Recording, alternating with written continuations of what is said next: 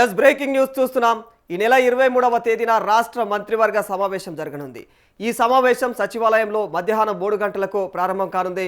మరి ఈ సమావేశానికి రాష్ట్ర ముఖ్యమంత్రి రేవంత్ రెడ్డి అధ్యక్షత వహించనున్నారు. ఇక మంత్రివర్గ సమక్షంలో రాష్ట్రానికి సంబంధించినటువంటి కీలకమైనటువంటి అంశాలు, అభివృద్ధి కార్యక్రమాలు, అలాగే పరిపాలనా నిర్ణయాలపైన చర్చలు జరిగే అవకాశం కనిపిస్తూ ఉంది. సాధారణంగా ఇలాంటి కేబినెట్ సమావేశాల్లో కొత్త పథకాల అమలు, ఇప్పటికే కొనసాగుతున్నటువంటి ప్రభుత్వ కార్యక్రమాల సమీక్ష, బడ్జెట్ సంబంధిత అంశాలు, ప్రజా సమస్యలపైన తీసుకోవాల్సినటువంటి నిర్ణయాలు వంటి విషయాలైతే చర్చకు వస్తాయి. మరి ఈసారి సమావేశంలో కూడా కొన్ని ముఖ్యమైనటువంటి విధాన నిర్ణయాలు తీసుకునే అవకాశం కూడా ఉందని రాజకీయ వర్గాల్లో చర్చ జరుగుతూ ఉంది. ముఖ్యంగా రాష్ట్ర అభివృద్ధి ప్రాజెక్టులు, ఇక ఉద్యోగ అవకాశాలు, వ్యవసాయం, సంక్షేమ పథకాలపైన అయితే సమీక్ష జరిగే అవకాశం ఉన్నట్లు తెలుస్తూ ఉంది.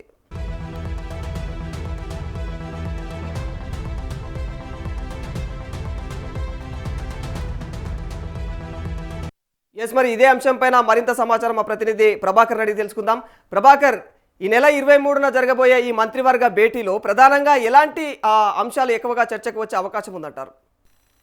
రాధాకృష్ణ, ఇవాళ ఏదైతే క్యాబినెట్ మీటింగ్ సంబంధించి ముఖ్యంగా మంత్రివర్గ విస్తరణ విషయంలో కొన్ని కీలక అంశాలు తీసుకునేటట్టుగా స్పష్టంగా తెలుస్తా ఉంది. ఈ నెల 23న క్యాబినెట్ మీటింగ్ లో ముఖ్యంగా మంత్రివర్గ విస్తరణకు సంబంధించి ఇంకా 3 శాఖలకు సంబంధించి మంత్రివర్గంలో స్థానం ఖాళీగా ఉన్నాయి కాబట్టి, సో దీనికి సంబంధించి రీసెంట్ గా ముఖ్యమంత్రి రేవంత్ రెడ్డి ఢిల్లీకి కూడా వెళ్ళాడు. అక్కడ ఏఐసిసి నేతలని, పెద్దలని, కాంగ్రెస్ అగ్రనేతల్ని కలిసి మంత్రివర్గ విస్తరణకు సంబంధించి కూడా అక్కడ వారితోని మాట్లాడినట్టుగా తెలుస్తా ఉంది. ఆ నేపథ్యంలోనే ఢిల్లీ నుంచి వచ్చిన తర్వాత వెంటనే మంత్రివర్గ విస్తరణకు సంబంధించి కీలక మార్పులు తీసుకోబోతున్నట్టుగా తెలుస్తా ఉంది రేవంత్ రెడ్డి అధ్యక్షతన ఈ నెల 23 క్యాబినెట్ మీటింగ్ లో కూడా. అయితే చాలా మంది ఆశావాదులు ఉన్నారని చెప్పుకోవచ్చు. చాలా చూసాం మనము 2.5 ఏళ్ల నుంచి కూడా మంత్రి వర్గంలో స్థానం కావాలంటూ కూడా చాలా మంది ముఖ్యమంత్రిని కావచ్చు, అదేవిధంగా ఇటు కాంగ్రెస్ పార్టీకి చెందినటువంటి కీలక సీనియర్ నేతలతో కూడా భేటీ అయ్యి మంత్రి పదవి కోసం కూడా చర్చించినట్లుగా క్లియర్గా గతంలో కూడా మనం చూసాం. అయితే ఈ నేపథ్యంలో చాలా మందికి సంబంధించి ఆశావాహులు ఎదురు చూస్తూ ఉన్నారు. ఈ క్యాబినెట్ మీటింగ్ లో చోటు దక్కుతుందేమో అంటూ కూడా ఇటు ఏదైతే అజరుద్దీన్ సంబంధించి కూడా ఎమ్మెల్సీ తను ఫస్ట్ ఎమ్మెల్సీగా నియమించారు, ఆ తర్వాత దానికి కూడా కొంత అడ్డుపడ్డటువంటి పరిస్థితులు కనిపించాయి. మరి అజరుద్దీన్కి మంత్రివర్గంలో స్థానం దక్కుతుందా లేకపోతే ఏంటి అనేది కూడా కొంత చర్చకు దారితీస్తా ఉన్నది. దాంతోపాటు అటు రాజగోపాల్ రెడ్డికి సంబంధించి తను కూడా మంత్రి పదవికి సంబంధించి చాలా వరకు కూడా మాట్లాడిన సందర్భం కనిపించింది.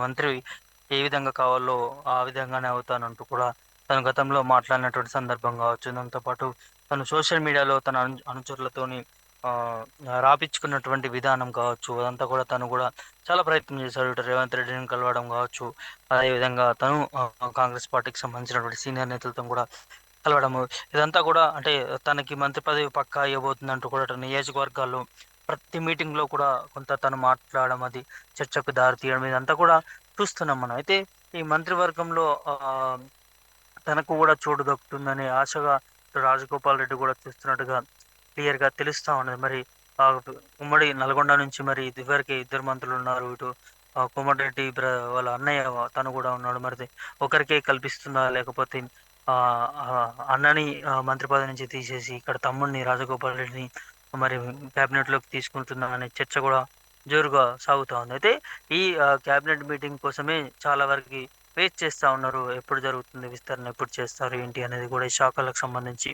ముఖ్యంగా ఇప్పుడు విద్యాశాఖ కావచ్చు, అదేవిధంగా హోమ్ మినిస్టర్ కావచ్చు, ఇటు పురపాలక శాఖ కావచ్చు, ఈ 3 ముఖ్యమంత్రి దగ్గరనే ఉన్న సందర్భం కనిపిస్తూ ఉంది. మరి ఈ కేబినెట్ మీటింగ్ లో విస్తరించే అవకాశం ఉన్న మంత్రివర్గ విస్తరణ ఉంటుందా ఏంటనేది కూడా కొంత చర్చకు దారితీస్తా ఉంది. దాంతోపాటు ఈ కేబినెట్ మీటింగ్ లో కూడా ఏదైతే తెలంగాణ రాష్ట్ర ప్రభుత్వం చేపట్టినటువంటి సంక్షేమ పథకాల గురించి కావచ్చు, అదేవిధంగా ప్రవేశపెట్టిపోయే పథకాలు కావచ్చు, విధి విధానాలు కావచ్చు, ప్రభుత్వం కూడా మంత్రులతో ఇటు ముఖ్యమంత్రి రేవంత్ రెడ్డి అధ్యక్షతన ఒక కీలక భేటీ ఉంటుంది. ఈ భేటీలో సంక్షేమ పథకాలు ముఖ్యంగా ఇప్పటివరకు ఎన్ని అమలు జరిగాయి, అమల్లో ఎంతవరకు ప్రభుత్వానికి సానుకూలంగా ఉంది, ఏమైనా మార్పులు చేర్పులు ఈ సంక్షేమ పథకాల్లో చేసుకోవాలా, అదేవిధంగా కొత్త పథకాలు కూడా అమలు చేసే అవకాశం ఉన్నట్టుగా తెలుస్తోంది. ముఖ్యంగా మహిళలకి 2500 ఇస్తామని చెప్పి కాంగ్రెస్ పార్టీ హామీ ఇచ్చింది. దాంతోపాటు విద్యార్థులకి స్కూటీలు అని చెప్పి కూడా హామీ ఇవ్వడం జరిగింది. ఇట్లా చాలా వరకు హామీలు ఇంకా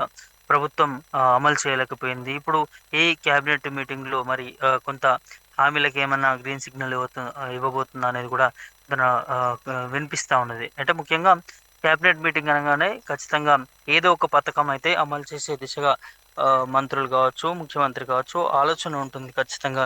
మరి ఇప్పుడు ఈ క్యాబినెట్ మీటింగ్లో మరి ఏ పథకం ఇప్పుడు అమలు కానటువంటి పథకాల్లో ఏమన్నా మరి శాంక్షన్ చేస్తారా, అమలు చేస్తారనే దాని మీద దాని మీద కూడా చర్చ జోరుగా నడుస్తుంది. దాంతోపాటు ఇటు నిరుద్యోగకు సంబంధించి కూడా ఇప్పటివరకు కాంగ్రెస్ ప్రభుత్వం అధికారంలోకి వచ్చినప్పటి నుంచి ఇప్పటివరకు 70,000 ఉద్యోగాలు ఇచ్చారంటూ కూడా ముఖ్యమంత్రి రేవంత్ రెడ్డి అదేవిధంగా మంత్రులు మాట్లాడుకుంటూ వచ్చిన సందర్భం కనిపించింది. అదే ఇటు కొంత నిరుద్యోగుల్లో అసహనం వ్యక్తం చేస్తూ ఉన్నారు. మరి ఈ నేపథ్యంలో ఇటు క్యాబినెట్ మీటింగ్లో ఉద్యోగులకు సంబంధించి ఏమన్నా ప్రకటన ఇవ్వబోతుందా అనే ఆ, అంశం కూడా ఇటు నిరుద్యోగుల నుంచి కూడా వారు చూస్తున్నటువంటి సందర్భం కనిపిస్తూ ఉంది. సో దాదాపు సంవత్సరానికి 2 లక్షల ఉద్యోగాలు ఇస్తామని చెప్పి కాంగ్రెస్ పార్టీ మేనిఫెస్టోలో హామీ ఇవ్వడం జరిగింది. మరి ఇప్పటివరకు దాదాపు కాంగ్రెస్ ప్రభుత్వం అధికారంలోకి వచ్చిన తర్వాత 2.5 ఏళ్ళు అవుతా ఉంది. ఈ కేవలం 70,000 రిక్రూట్మెంటే చేయడం, అది కూడా నిరుద్యోగులు కూడా ఆందోళన చేస్తూ ఉన్నారు.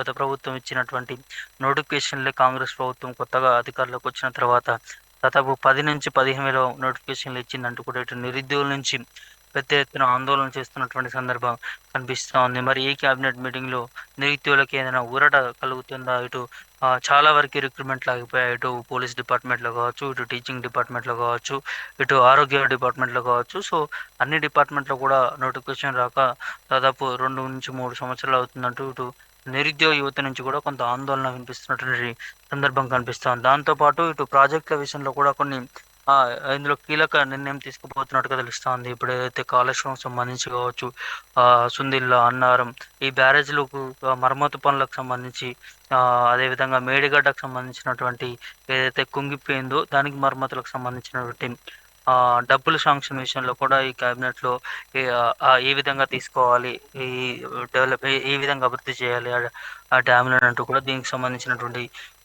అంశం కూడా చర్చించినట్లుగా ఈ క్యాబినెట్లో క్లియర్గా కనిపిస్తూ ఉంది. దాంతోపాటు ఇటు హైదరాబాద్కు సంబంధించినటువంటి ప్రాంతంలో కూడా కొంత ఈ ఏదైతే హైడ్రా చేస్తున్నటువంటి దాని మీద కూడా అక్కడక్కడ వ్యతిరేకత వస్తూ ఉంది. అదేవిధంగా మూసీ ప్రక్షాళనకు సంబంధించి కూడా కొంత ఈ క్యాబినెట్లో చర్చ జరిగే అవకాశం ఉన్నట్టుగా తెలుస్తోంది. ఇటు హైడ్రా విషయంలో కొంత పేదల విషయంలో కొంచెం దూకుడు ప్రవర్తిస్తుంది. ఇటు అది ఆ విషయంలో కూడా కొంత ఈ మంత్రులతోని ముఖ్యమంత్రి సలహాలు సూచనలు తీసుకునే అంశంగా కనిపిస్తూ ఉంది. సో ఇలా అనేక మార్పులు చేర్పులకు సంబంధించి 2.5 సంవత్సరాల్లో ప్రజలు ఏమంటున్నారు, ప్రజల వారు స్పందన ఎలా ఉంది ఏంటి అనేది కూడా మంత్రులు ఇటు ముఖ్యమంత్రి మొత్తం కూడా ఈ భేటీలో కూడా ఈ క్యాబినెట్ మీటింగ్లో కూడా కొంత చర్చించుకునేటట్లుగా క్లియర్గా కనిపిస్తూ ఉంది. అదేవిధంగా ఇటు మహాలక్ష్మి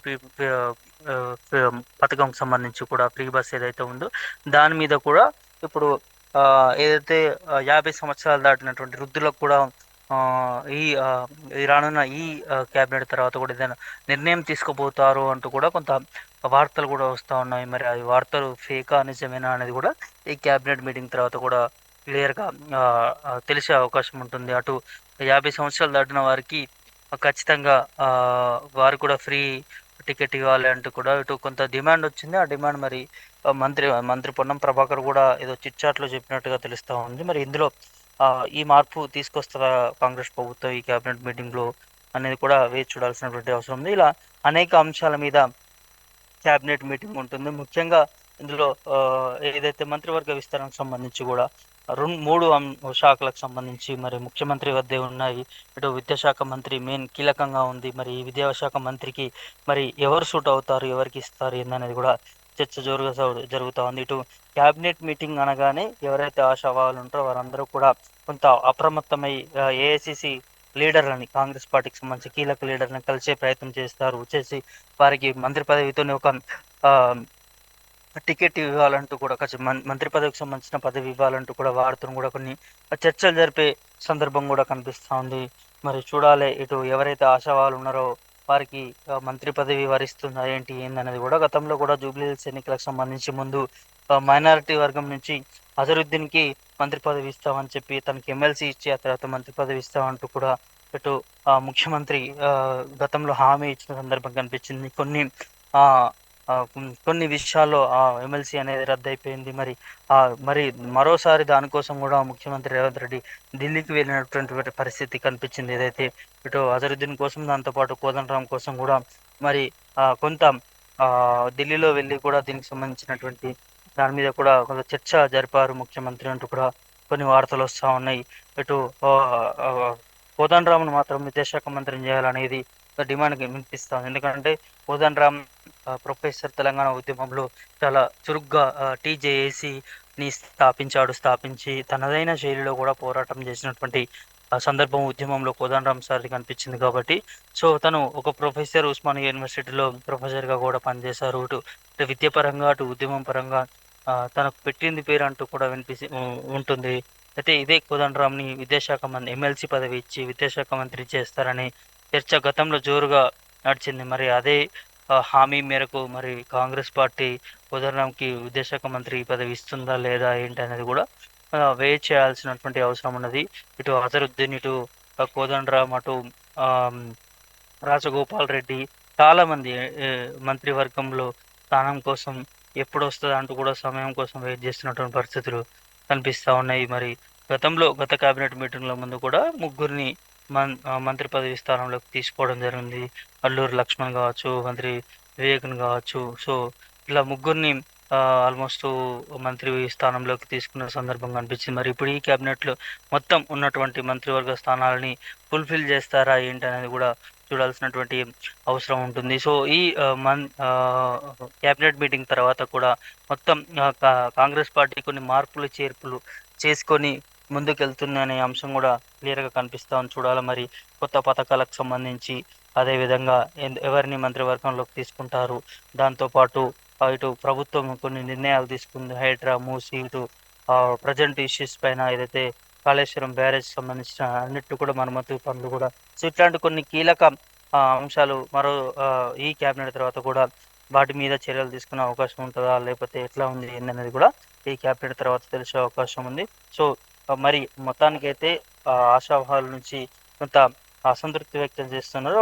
ఇప్పుడు మంత్రి పదవి దక్కకపోతే ఖచ్చితంగా బయటకు వెళ్ళిపోవడం ఉంటుంది అంటూ కూడా ఇటు కొంతమంది మాట్లాడుకుంటున్నట్టుగా కొంత గుసగుసలు వినిపిస్తున్నాయి. ఇటు రాజగోపాల్ రెడ్డి లాంటి నాయకులు కూడా ఇవ్వకపోతే ఏం చేయాలో మాకు తెలుసు అన్నట్టు కూడా తను గతంలో మాట్లాడినదంతా కూడా.